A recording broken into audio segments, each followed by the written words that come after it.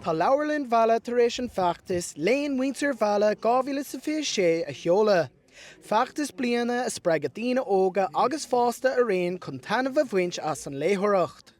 Mar chuid san achtas baile spríúla, gníomhaíochtaí, cuairtúdar agus a lán rudaí eile ar siúl a rith na bliana chun béim a leagan ar an léitheoireacht sa mbaile.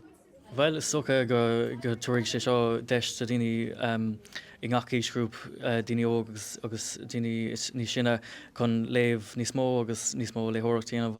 Mar chuid san achtas tá gaeilge thomáis dábhís ag ghlacapáirt sa dúshlán milliún núméid léitheoireachta agus na daltaí ar fad faoi ghealtanas milliún núméid a chathmh ag léamh le linn na bliana.